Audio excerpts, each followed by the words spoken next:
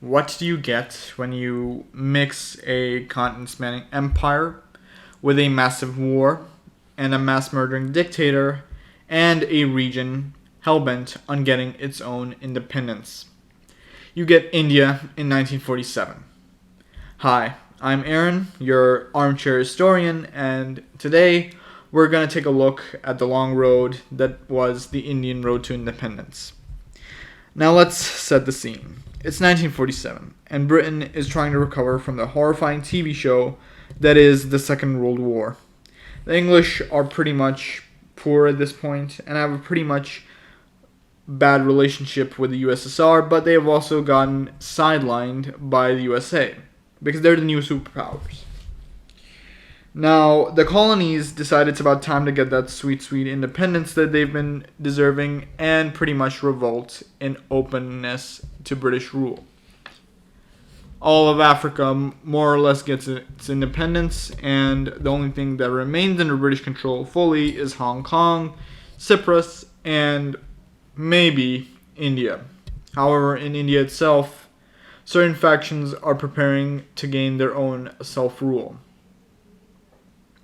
The British are willing to have some reform and a bit of independence, but nothing too radical.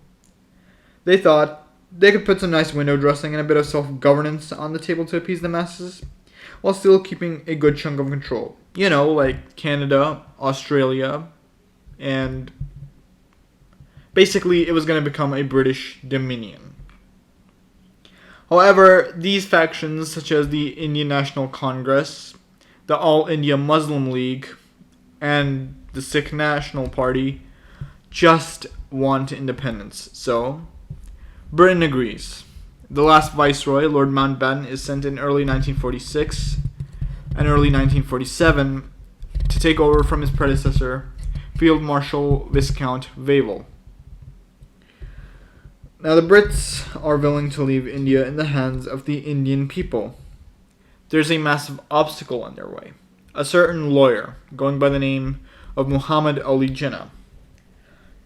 Jinnah is the new leader of the Muslim League since World War II. He's a former barrister, a lawyer. He's also incredibly English. He studied in England, in one of the best law schools in the country, Lincoln's Inn. Whereas Gandhi studied in another law school, they might have met. However, Gandhi returned with his culture intact. Jinnah didn't. Now, Jinnah was a horribly stubborn man. It is relatively agreed that he was a stubborn man. He had certain problems that he never revealed in life, such as his lung cancer and tuberculosis that would kill him following independence. So, the British finally agree to leave. They set the date as 1947. Now, they send in Sir Cyril Radcliffe. Radcliffe is a veteran British civil servant and an officer of the Crown. He's been to India before. He's done partitions. He's seen rulers rise and fall. Radcliffe, however, pretty much draws the borders on a map with a pencil, essentially dividing up India by the course of which majority had the largest amount of people living in a certain state. This meant that a lot of Hindu majority regions ended up in Pakistan and a lot of Muslim majority regions still ended up in India. To make matters worse, there were also the princely states.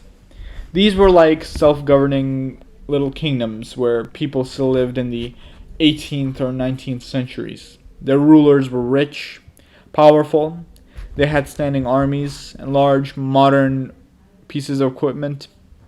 These princely states were basically little self-governing pieces of old India.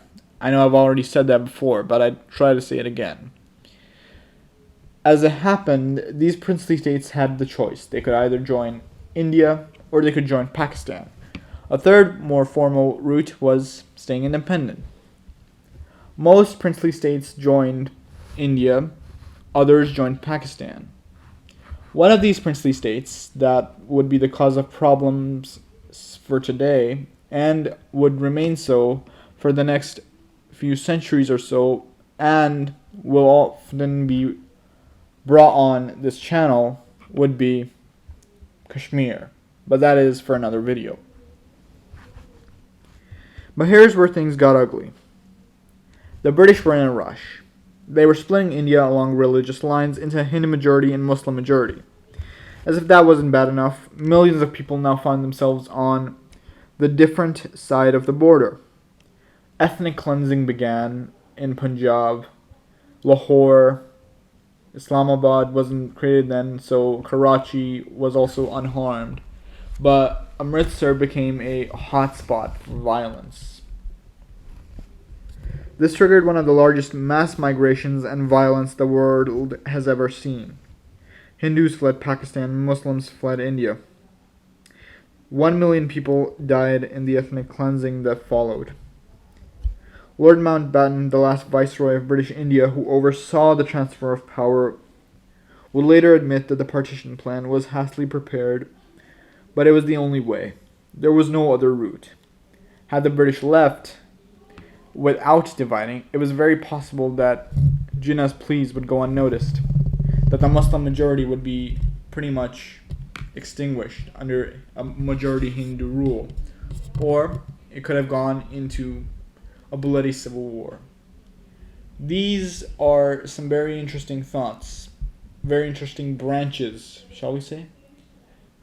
It leads into alternate history, which we shall also study on this channel, but not today. For now, I think all of you have learned that Indian partition was not and will not be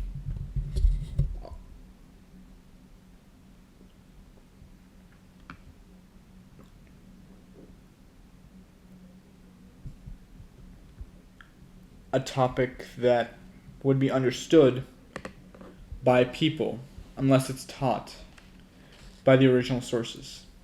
Thank you.